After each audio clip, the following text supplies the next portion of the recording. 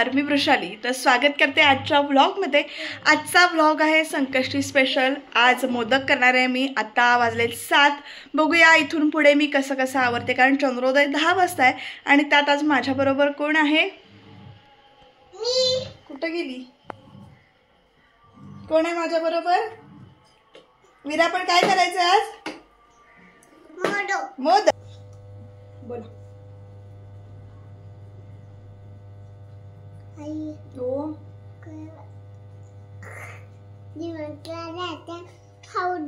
डीमार्टला जाताना खाऊ देऊ. पण आता आपण डीमार्टला जात नाही, आता घरात मोदक करतोय ना.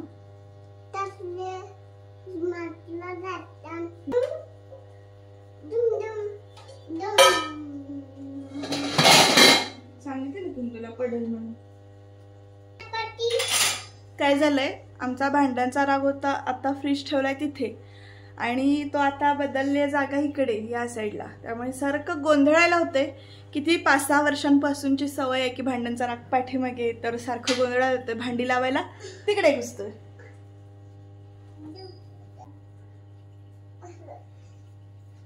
काय करू सांग?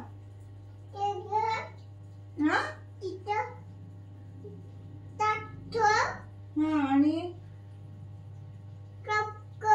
काप करू. कसले? चपाती करू. आणि वीराला बाजूला ठेवून मी स्वयंपाक करायला घेतला होता, पण त्याआधी इथे बघा परत वीरा जवळ आली आणि मग आम्ही गाणी म्हणली. लोणचं खाल्लं, कढी प्यायली, चटणी खाल्ली, एकच बोट भरलं बाळाचं ढेकर आली, आणि वीरा हसली बरोबर. बावले बावले डोल ग, सुटू सुटू बोल ग, दूध पी, घेईन तुला कडेवर. रडू नको थांब राहिलंय माझं काम करून घेईन तुला, नेईन थोडं देईन फुगा, येईल गंमत खूप. आता झोप गुपचूप. एवढा मोठा काय? एवढा मोठा आकाराने वाटोळा. त्यात बसली. त्यात कोण बसली? ती निघाली. कुठे निघाली म्हातारी? कुठे निघाली? लेकीकडे. लेकीने गेले, लाडू झाले, म्हातारी झाली, आणि भोपळा फुटला. दुडू नव्हे, भोपळा फुटला घट्ट. आणि म्हातारी कशी म्हणते का भोपळ्याला? चल रे भोपळ्या. मोदकासाठी लागणारा नारळ, खोबरं, आणि इकडे भाजीसाठी कोबी वगैरे सगळं चिरून ठेवला होता आधी. आणि मग त्याच्यानंतर आधी म्हटलं भाजी फोडणीला घालूया. भाजी आणि वरण एकीकडे होऊन जाईल, आणि मग एकीकडे मोदकासाठी उकड आणि सारण आपण करून घेऊ. असं सगळं चालू होतं, कारण उशीर होत होता जरासा. वीराला खेळवत जेवण करत होते. मग विक्रांत आला होता, त्यामुळे टेन्शन नव्हतं, पण ती होतीच माझ्या पाठीमागे जरा. पण इकडे वरण केलं, कोबीची भाजी केली. तुम्ही नैवेद्याला कुठली भाजी करता, आणि संकष्टीला तुम्ही काय मेनू केलेला? मोदक करता का, आणि काय करता ते कमेंटमध्ये नक्की सांगा. तर इथे ना सारण वगैरे तयार करून झालं. मोदकासाठी इथे हळदीची पानं आणली होती, ती अशी वाफवायला ठेवली होती. आणि मग इथे मी मोदक करायला बसले होते खाली. तर पहिल्यांदा आधी काय केलं, ते उकड जी काही होती ती काढून घेतली होती सगळी. एका वाटीला तेल लावून घेतलं, आणि मग ती वाटी घेऊन ना पीठ आधी मुरडून घेतलं. तुम्ही स्टीमर वापरून, म्हणजे तुम्ही इथे ना स्मॅशर वापरू शकता, पण मला वाटी होती जवळपास तर म्हणून ती वाटी घेतली होती. ही ट्रिक ना मी यूट्यूबवरच बघून शिकले.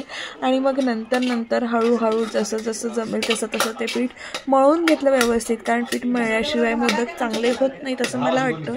तुम्ही मोदक कधीपासून करायला शिकला? मी लग्न झाल्यानंतर मोदक करायला शिकले होते आणि ते नंतर जमायला लागलेत आत्ता व्यवस्थित. तर अशा पद्धतीने आधी तेल लावून घेतलं होतं.